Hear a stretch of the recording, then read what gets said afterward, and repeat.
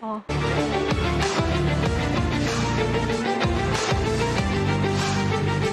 Tim nasional Garuda Asia catatkan sejarah. Jumat 4 April 2025 lalu, skuad asuhan Nova Arianto mengalahkan salah satu tim kuat Asia, Korea Selatan 1-0. Di laga pembuka grup C Piala Asia 17 tahun, Evandra Florasta jadi pahlawan setelah cetak gol sematawayang saat injury time. Sepakan rebound penaltinya jadi sejarah karena membawa Garuda Asia untuk pertama kali mengalahkan Korea Selatan.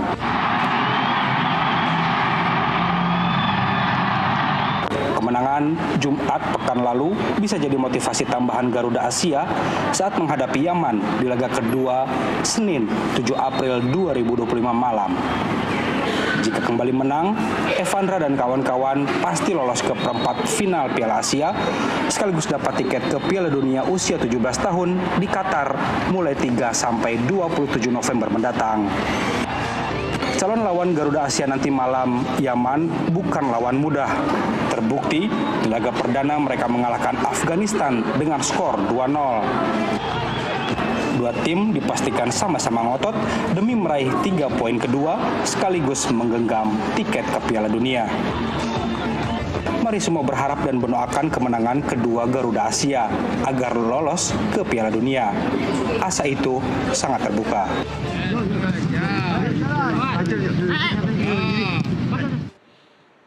Pemirsa, tim nasional sepak bola Indonesia kelompok umur 17 tahun atau Timnas Garuda Asia mencatatkan sejarah. Jumat 4 April 2025 lalu, skuad asuhan Nova Arianto mengalahkan salah satu tim kuat Asia, Korea Selatan 1-0. Di laga pembuka grup C Piala Asia 17 tahun, Evandra Florasta menjadi pahlawan setelah mencetak gol sematawayang saat injury time. Sepakan rebound penaltinya jadi sejarah karena membawa Garuda Asia untuk pertama kalinya mengalahkan Korea Selatan. Kemenangan Jumat pekan lalu bisa jadi motivasi tambahan Garuda Asia saat menghadapi Yaman di laga kedua pada Senin 7 April 2025 atau malam ini. Jika kembali menang, Evandra dan kawan-kawan pasti akan lolos ke perempat final Piala Asia sekaligus dapat tiket ke Piala Dunia usia 17 tahun di Qatar mulai 3 sampai 27 tahun. Dan pemirsa, kita akan segera berbincang dengan saat ini bergabung melalui sambungan Zoom orang tua dari Evandra Florasta, yaitu Pak Oktamus Sylvester dan juga Farida Mariana. Selamat sore Pak Okta dan Ibu Farida. Selamat sore. Sore, terima kasih sudah bergabung bersama kami di NTV Prime.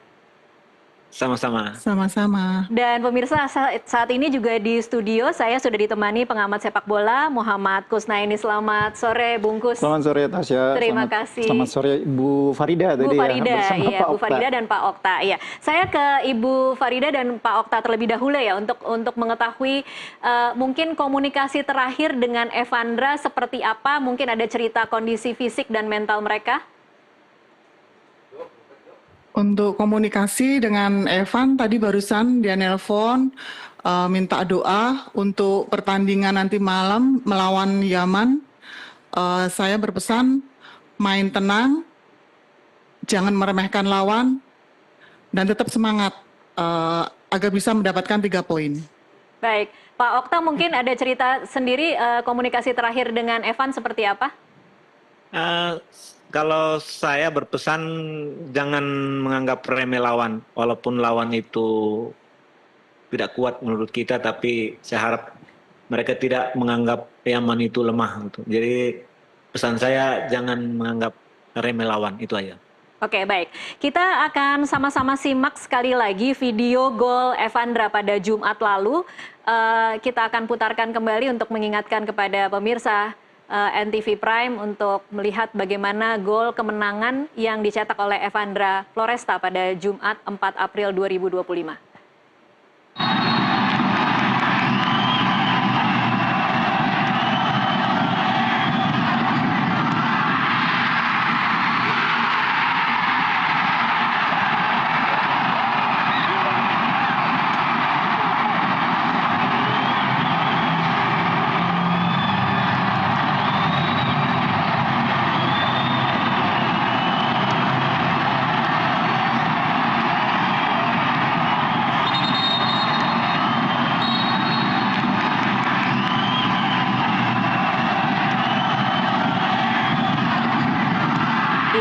kita sama-sama saksikan gol kemenangan yang sangat membanggakan. Mungkin saya ke Bu Farida lagi. Bu Farida, mungkin pada saat menyaksikan gol itu apa yang Anda rasakan, Bu Farida?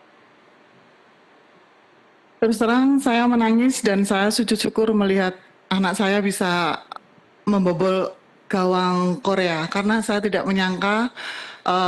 Harapan saya draw 0-0 aja udah bagus, tapi alhamdulillah kita bisa dapat 3 poin lawan Korea dan alhamdulillah lagi anak saya bisa kontribusi di dalam pertandingan itu. Terima kasih. Pak Okta, waktu itu mungkin bisa diceritakan menontonnya di mana Pak Okta dan apa yang Anda rasakan ketika terjadi gol itu?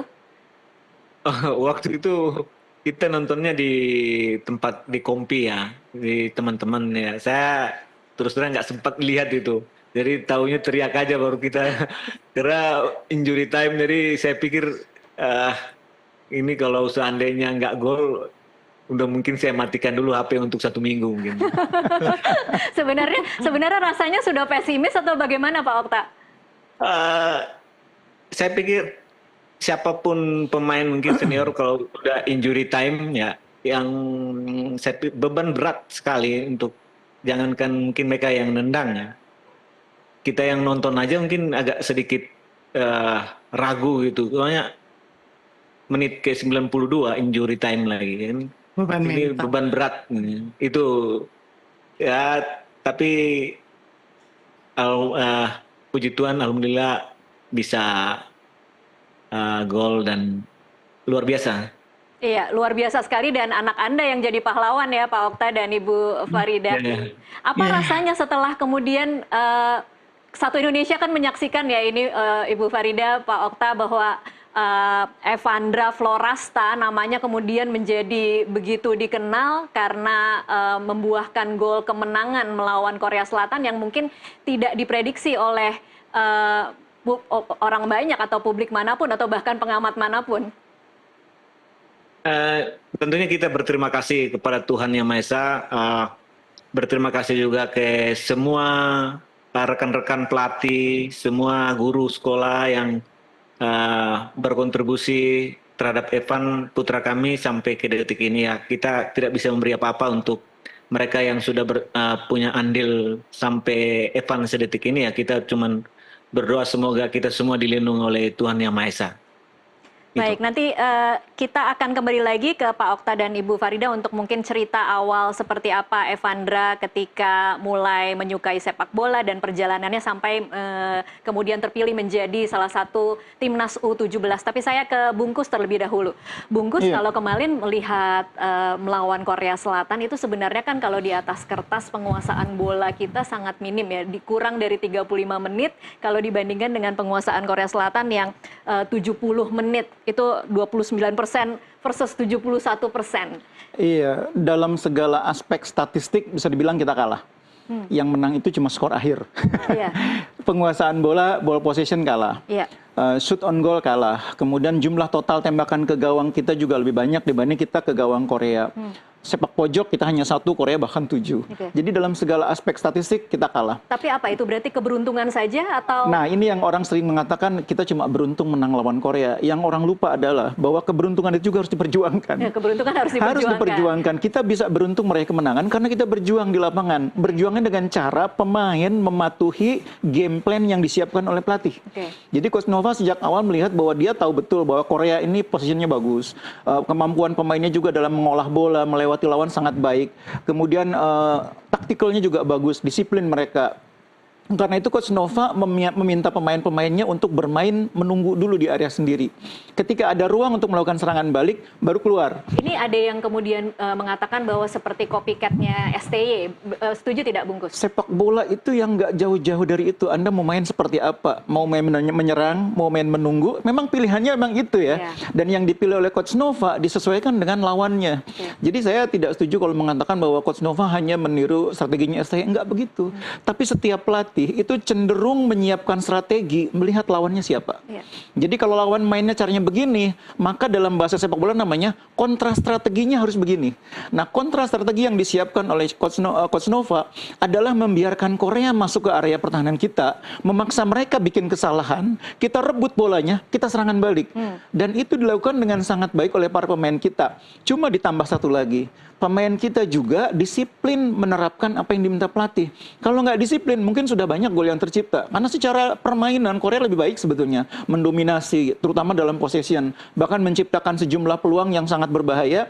Tapi karena pemain kita disiplin itu antara lain tidak kehilangan posisi, tetap di posisinya. Walaupun Korea mendapatkan peluang, tapi ada pemain kita yang mengganggu. Itu namanya disiplin. Dan kedisiplinan itulah yang membuat Korea tidak nyaman mengeksekusi dan akhirnya tidak ada yang menjadi gol. Jadi kedisiplinan itu faktor kunci yang membuat kita mampu mempersulit para pemain Korea. Kalau Anda melihatnya ini spesifik soal kedisiplinan, apa kira-kira kunci dari ketenangan 3 bek tengah itu ya, Muhammad Al-Ghazani, Putu Panji, dan Matthew Baker yang kemudian bisa begitu tenang, terlihat begitu dewasa menghadapi serangan-serangan Korea Selatan? Iya, jadi sebetulnya Coach Nova tidak selalu bermain dengan 3 bek tengah di 3-4-3 ya. Kadang-kadang 4-3-3 juga, di mana Al-Ghazani didorong sebagai gelandang bertahan. Jadi formasinya cair antara 3-4-3 atau 4-3-3. Nah, kunci kedisiplinan ini adalah saling pengertian. Jadi pemain bisa disiplin kalau saling mengerti. Kemampuan teman kita ini di mana kuatnya. Kurangnya saling mengerti ini berarti durasi bermainnya memang chemistry-nya sudah terbentuk karena mereka sudah lama bermain. Mereka ini sudah main sejak kualifikasi. Saya sudah berapa kali siaran tim ini bermain, dan mereka sudah berapa kali juga menjalani TC, dan materi timnya relatif tidak banyak berubah. Itu keuntungannya. Kalau timnas kemarin yang senior kan ngumpulnya sebentar, makanya chemistry-nya belum terbentuk. Ini kemudian menjadi komparasi ya. Agak mudah kita kemudian mengkomparasi mana yang sering main bareng, mana yang tidak main bareng. Karena sepak bola itu di lapangan, bukan di ruangan ini, bukan di atas kertas. Jadi harus ketemu di lapangan, berlatih bersama, bermain bersama, baru terbentuk saling pengertian. Jadi kalaupun kita ahli teori, ahli taktik, kalau nggak pernah ketemu di lapangan, susah juga menerapkannya. Makanya semakin sering mereka berlatih bersama, semakin panjang waktu latihan, semakin sering bertanding, apalagi dalam skenario yang sama, pelatih yang sama, itu akan semakin mudah membangun chemistry. Kalau kemudian mau memberikan penilaian, berarti chemistry timnas yang U17 ini lebih baik daripada yang senior? Karena faktor waktu. Jadi timnas senior bukannya nggak punya chemistry, tapi waktu bertemunya terbatas sehingga belum sepenuhnya terbentuk chemistry itu. Walaupun beberapa pemain sudah lama saling kenal, tapi kan banyak juga yang baru. Apalagi kalau senior itu pemain itu keluar masuk. Yang dipanggil sekarang 27 orang katakanlah, itu belum tentu sama dengan 27 yang sebelumnya dipanggil. Karena selalu ada yang masuk, ada yang keluar. Kalau di usia 17 ini biasanya tidak banyak berubah, karena kompetisinya juga terbatas. Mau ngambil dari mana? Baik, kita akan pelajari lagi, nanti kita akan memberikan catatan-catatan soal gaya kepelatihan, strategi yang dipilih Coach Nova. Nanti di segmen selanjutnya, pemirsa tetaplah bersama NTV Prime. Kami akan kembali usai jeda.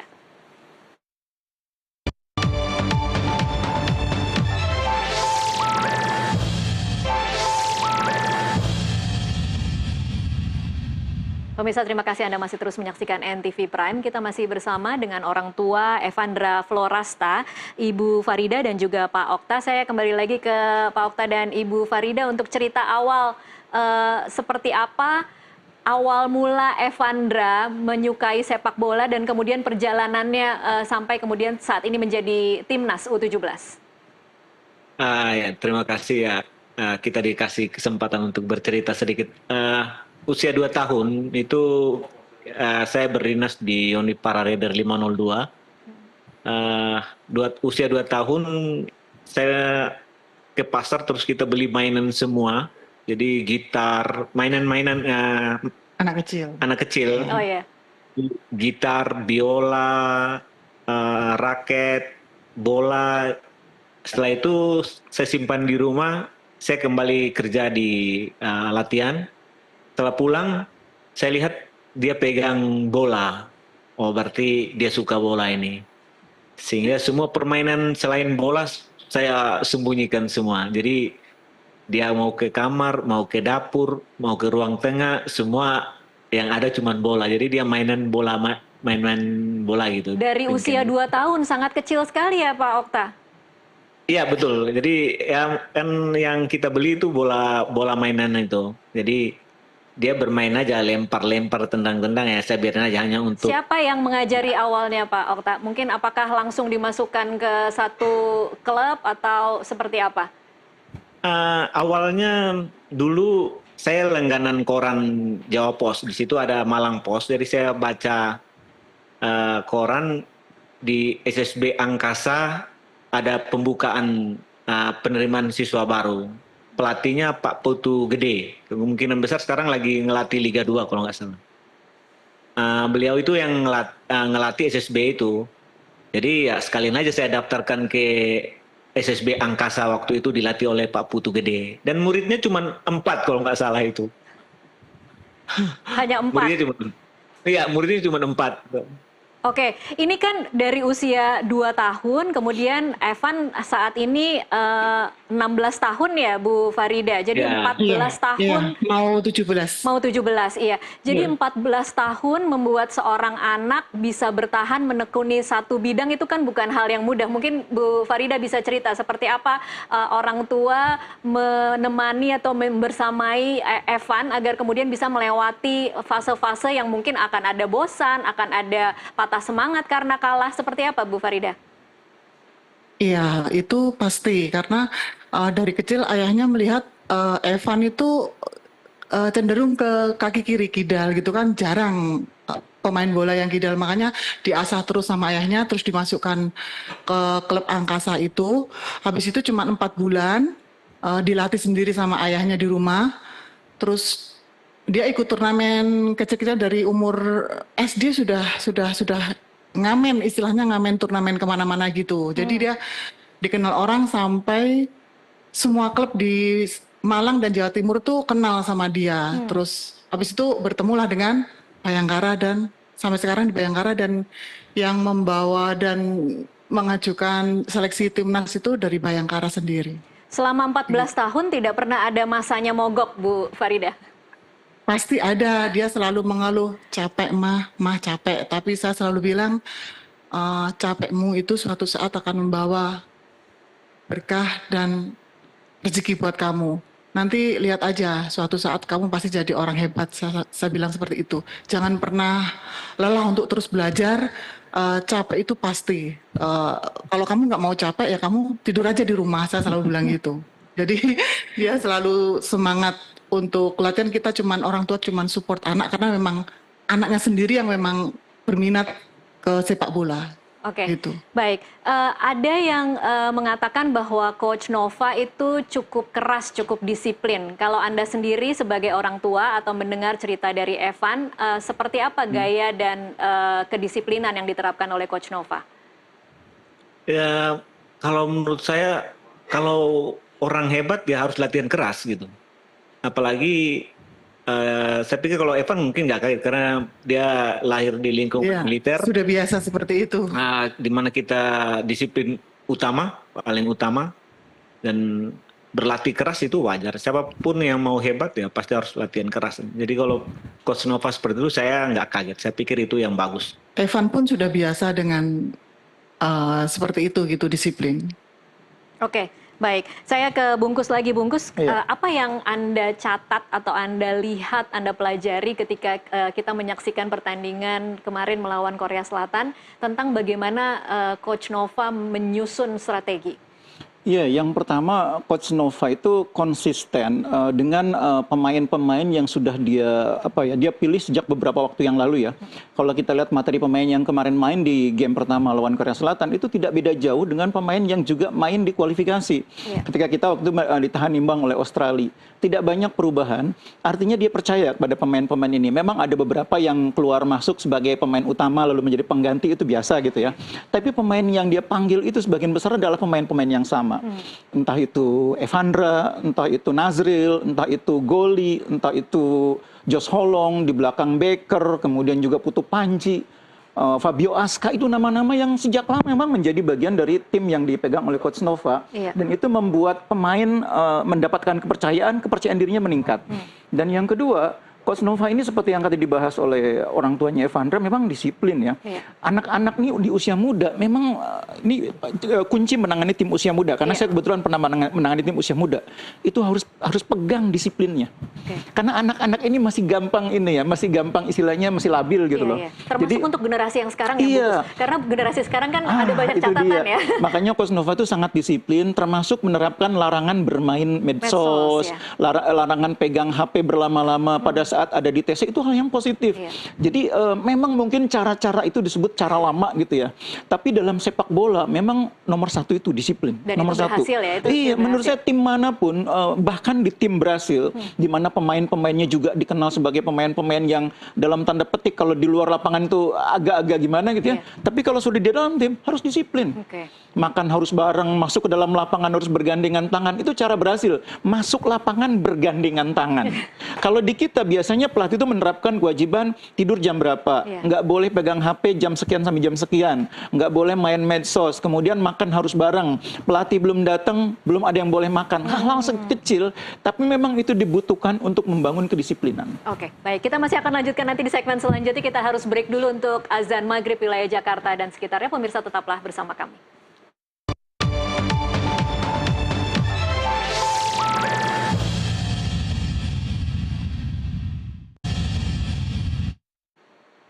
Pemirsa, Anda kembali menyaksikan NTV Prime. Ini adalah segmen ketiga dalam diskusi kita kali ini. Kita akan mulai bicara tentang bagaimana prediksi formasi untuk nanti malam. Kita akan coba tampilkan prediksi formasi Timnas U17 untuk laga melawan Yaman yang akan berlangsung pada pukul 22 waktu Indonesia Barat nanti malam.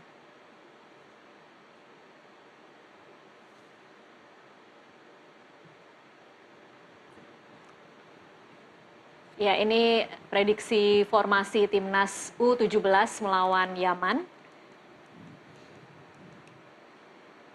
Kiper ada Dava. Formasi yang digunakan 4-3-3. Bungkus mungkin ada komentar? Iya, biasanya kalau 4-3-3 ini Daniel Alfredo main back kiri ya, karena dia pemain memang kuat di kiri. Matthew Baker agak didorong ke tengah, berduet dengan Putu Panji. Fabio Aska yang main jadi back kanan. Jadi ini formasinya agak ketuker ya. Tapi memang biasanya Putu Panji berduet dengan Baker, kemudian Daniel Alfredo di kiri, back kanannya Fabio Aska.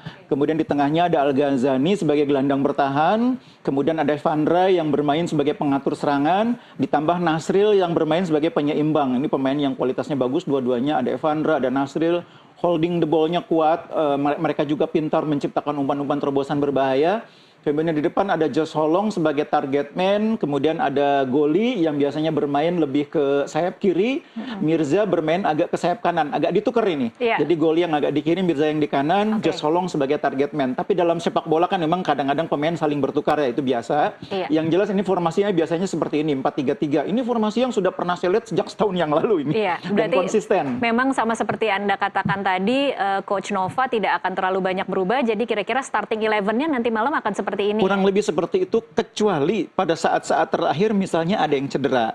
Atau pada saat terakhir mungkin ada yang sakit. Itu dalam sepak bola mungkin terjadi. Tapi kira-kira kalau semuanya fit, semuanya siap, ini akan diturunkan lagi. Apalagi di pertandingan lawan Korea, nggak ada satupun yang kena kartu. Iya, jadi cukup disiplin untuk ini ya, untuk tidak terkena kartu. Ada yang bilang bungkus senjata rahasia Indonesia itu adalah jurus lemparan jarak jauh maut. Komentar Anda seperti apa? Iya, Fabio Aska ini punya kemampuan melempar yang sangat baik ya. Cara melemparnya sama seperti cara Pratama Arhan ya. Dan itu sudah menjadi banyak pembicaraan berbagai kalangan. Tapi saya pikir kalaupun lemparannya bagus, kalau di depannya tidak bisa memanfaatkan, ya tetap menjadi sesuatu yang tidak berguna. Nah, pemain-pemain lain juga pintar memanfaatkan. Mirza pernah mencetak gol sundulan dari lemparannya Fabio. Nah, kemarin lemparan Fabio juga yang menjadi awal terjadinya kemelut yang kemudian berbuah penalti ya. Jadi memang dalam setiap tim itu kemampuan yang istilahnya extraordinary itu biasanya disukai oleh pelatih. Pemain yang punya kemampuan melempar sama seperti kita melakukan tendangan dari sepak pojok itu biasanya disukai. Makanya jangan heran kalau pelatih sering mempertahankan pemain seperti ini. Makanya Sintayong lama mempertahankan Pratama Arhan karena dalam keadaan timnya terdesak kadang-kadang lemparan itu penting.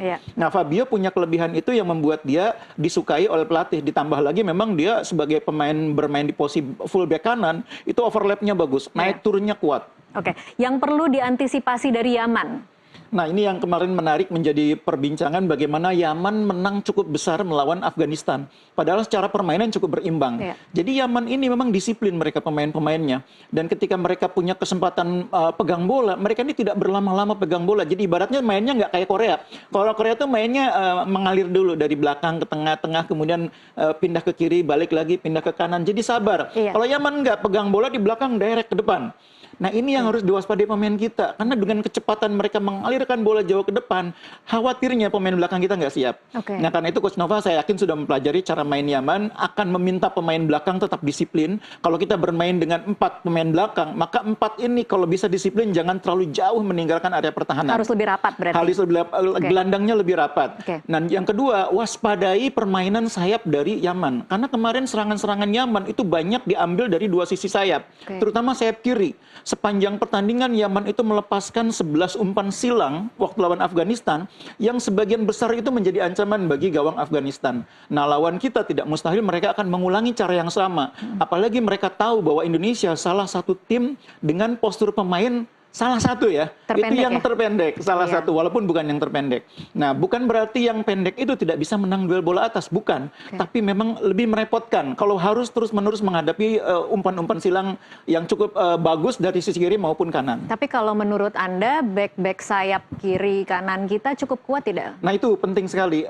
Di kiri Alfredo, di kanan Fabio Asca, harus mencegah bola diangkat. Jadi istilahnya jangan sampai bolanya diangkat gitu ya. Karena kalau bolanya sudah diangkat itu menjadi tugas kiper maupun dua back tengah kita untuk menghalau. Nah, biasanya kalau lawan pintar ketika back kita berusaha memotong terus, mereka akan early crossing, melepaskan crossingnya lebih awal.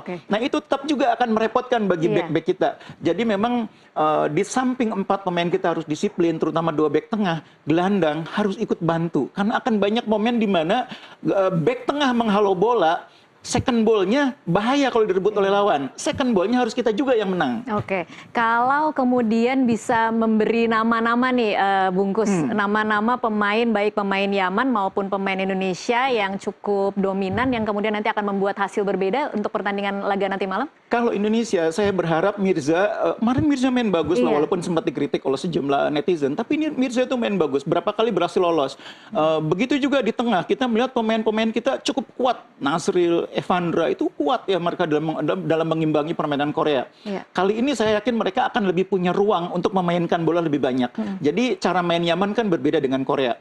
Mereka tidak terlalu kuat dalam possession, sehingga kali ini pemain seperti Evandra, Nazril, Algani akan lebih banyak pegang bola.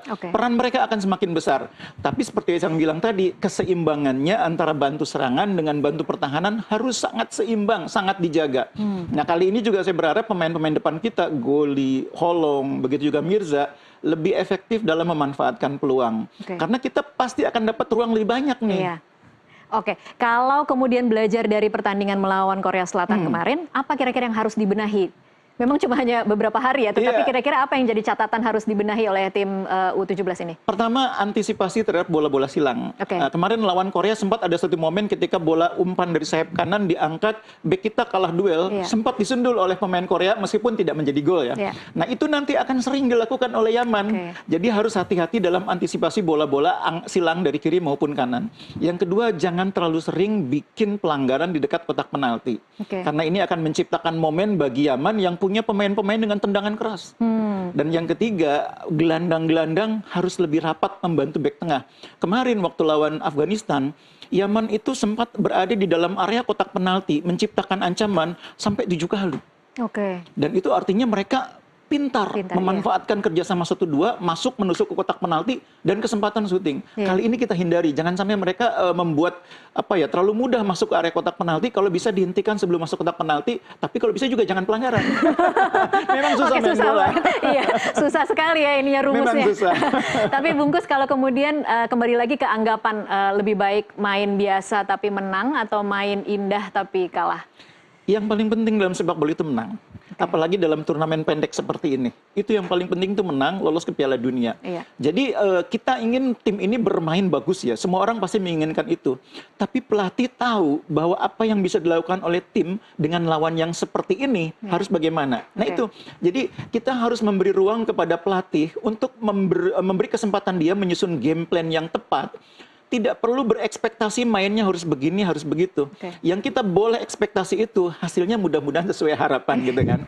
Nah caranya bagaimana? Serahkan ke pelatih. Karena pelatih yang sehari-hari bersama pemain, tahu kondisi pemain. Pelatih yang punya data, analisis kekuatan lawan seperti apa. Jadi dia tahu resepnya untuk menghadapi Korea bagaimana, resep menghadapi Yaman bagaimana. Nah kalau pelatih gagal mendapatkan hasil, baru kita kritisi.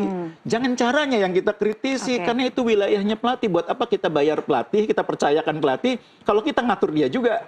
Kalau menurut Anda, laga nanti malam akan lebih mudahkah dari Korea Selatan atau? Tidak otomatis. Meskipun Korea di atas Yaman, cara main Yaman juga tidak sebaik Korea. Tapi sepak bola bukan matematika. Karena itu cara main Yaman boleh jadi malah mungkin akan menyulitkan. Karena bola-bola direct ini akan membuat pemain kita capek. Kalau lawan Korea, pemain kita nunggu. Disiplinnya lebih mudah dibangun. Tapi lawan Yaman, pemain kita punya banyak ruang, tergoda untuk keluar. Disiplinnya bisa jadi akan lebih sulit untuk dijaga. Nah ini hal-hal seperti ini yang menjadi wilayahnya pelatih untuk mengantisipasi. Jadi akan teruji apakah disiplinnya itu akan terjaga nanti malam atau tidak. Prediksi skor, Bungkus? Saya berharap kita menang lah, mau 1-0, mau 2-1, karena mimpi kita adalah lihat Indonesia main di Piala Dunia. Iya, pasti itu mimpi seluruh rakyat Indonesia. Bungkus, terima kasih banyak. Saya tahu waktunya sudah cukup sampai di sini, tapi nanti akan saya lanjutkan lagi di segmen selanjutnya masih bersama dengan Pak Okta dan Ibu Farida, orang tua dari Evandra. Bungkus, sekali lagi terima kasih. Sampai berjumpa di kesempatan berikutnya. Pemirsa, tetaplah bersama NTV Prime, kami akan kembali sesaat lagi.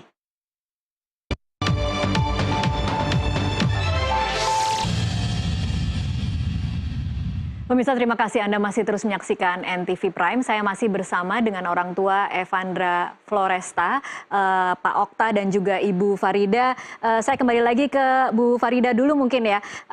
Kalau tadi kita sudah mendengarkan ulasan dan prediksi dari pengamat sepak bola Muhammad Kusnaini. Anda sendiri kalau melihat tim U17 ini rasa-rasanya seperti apa nanti kira-kira performa mereka nanti malam, Bu Farida?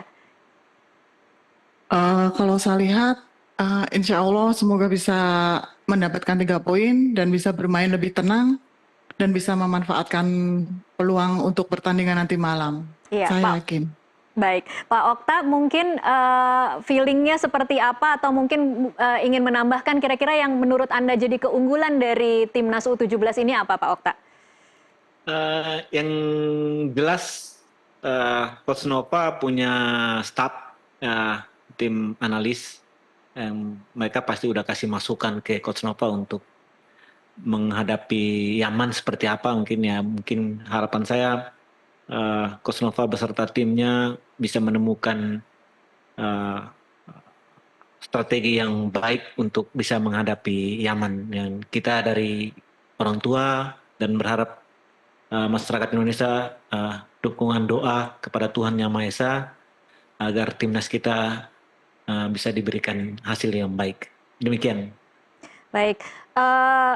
Rencana nanti malam, Pak Okta, Ibu Farida akan menonton di mana, bersama siapa? Mungkin bisa diceritakan? Kalau saya nanti menonton di rumah sama adiknya, kalau ayahnya mungkin nonton nobar bersama di Kompi, bersama teman-temannya. Bersama teman-teman di kantor berarti ya, Pak Okta? Iya. Iya, betul. Pasti seru sekali. Mungkin prediksi Pak Okta nanti malam kira-kira akan seperti apa skornya, Pak Okta? Saya prediksi kita bisa menang 2-0. 2-0 ya Pak, amin. Terakhir mungkin kata-kata penyemangat untuk Evandra dan teman-teman di skuad Garuda Muda, Pak Okta dan Bu Farida.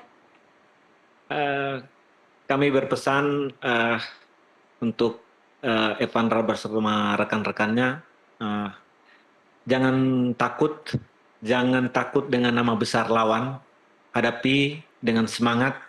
Ingat bahwa nenek moyang kita berjuang untuk kemerdekaan ini dengan mengorbankan segala pengorbanan jiwa raga. Ini kalian sekarang adalah pahlawan. dengan memperjuangkan nama di kancah internasional. Harapan kami dukung kalian, kami berdoa semoga Tuhan berpihak kepada kita untuk pertandingan malam ini. Demikian. Baik, Ibu Farida. Saya menambahkan dikit. Semoga untuk Evandra khususnya dan teman-teman satu timnya, semoga diberi hasil yang terbaik untuk malam ini. Semangat dengan segenap jiwa dan raga, bertarunglah sampai titik darah penghabisan, dan saya mohon tetap semangat, main tenang, bawa Indonesia sampai ke Piala Dunia. Amin. Bu Farida, prediksinya berapa skor nanti malam? 2-0 juga. 2-0 juga. Oke, baik, kita akan sama-sama saksikan nanti pukul 10 malam nanti ya, pertandingan Indonesia melawan Yaman. Terima kasih Ibu Farida dan juga Pak Okta untuk waktunya bersama kami di NTV Prime. Sama-sama. Dan pemirsa, tetaplah bersama NTV Prime, kami masih akan kembali usai jeda.